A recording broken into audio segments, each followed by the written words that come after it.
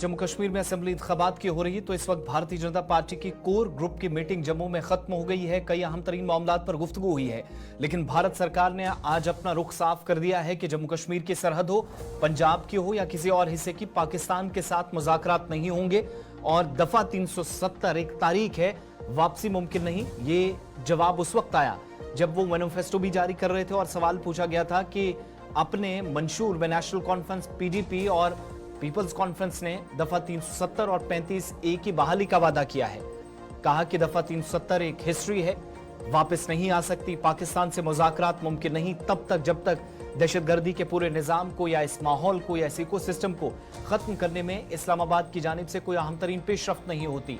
इतना ही नहीं, कश्मीरी पंडितों के लिए एक बार फिर से साफ किया गया कि सरकार एक नई रिहैबिलिटेशन पॉलिसी, टिकालाल टपलू के नाम से एक नई बहाली की पॉलिसी ला रही है, जिसके तहत मुहाजिर कश्मीरी पंडितों को बसाने का भी जिम्मा सरकार उठाएगी और कई लोगों पर काम हुआ है। दफा 370 की तंसीक और इस फैसले को डिफेंड करने के सवाल में जो जवाब आया, पाकिस्तान से मुज़ाकरात, मुहाजिर कश्मीरी पंडितों की बात और मुज़ाकरात होंगे तो किससे, इन सारे सवालों के जवाब शुरुआत में आपको सुनाते हैं। वज़ीर दाखिला की 4 बड़ी बातें और उसके बाद मैनिफेस्टो में जो बड़ी बातें कही गई हैं वो आपके सामने एक एक करके रखेंगे। हम तीनों परिवारवादी जो पार्टियां हैं, पीडीपी, नेशनल कॉन्फ्रेंस और कांग्रेस, तीन में से एक भी की सरकार नहीं आएगी, हमारा बहुत स्पष्ट आकलन है।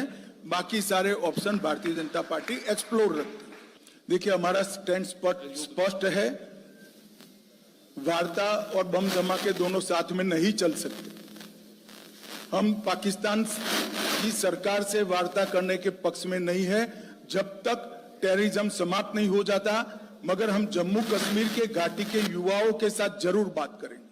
जहां तक ट्रेड शुरू करने का सवाल है, जब तक टेररिज्म समाप्त नहीं होता, टेररिज्म का इकोसिस्टम बनता है, हम इसको हमारी इससे सहमति नहीं है। कुछ होने वाला नहीं है। एनसी का एजेंडा जमीन पर नहीं उतरेगा।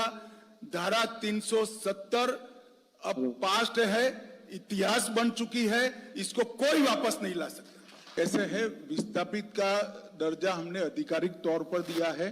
2 प्रकार है, जो उस ओर से यहां आए हैं उनको माइग्रेंट कहते हैं।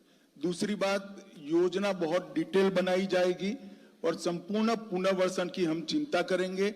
इसके पहले भी आनन फानन में जिनकी संपत्तियां बेच दी गई, जब टेररिज्म चरम सीमा पर था, तब काफी कश्मीरी पंडित और हिंदू सिख भाइयों ने अपनी संपत्ति बेचकर यहां आए थे, उचित दाम नहीं मिले थे, उनको योग्य दाम दिलाने का या तो संपत्ति वापस दिलाने का काम ऑलरेडी हम कर चुके हैं और 6000 लोगों को बसाने का काम भी हमारा ऑलमोस्ट समाप्ति के कगार पर है।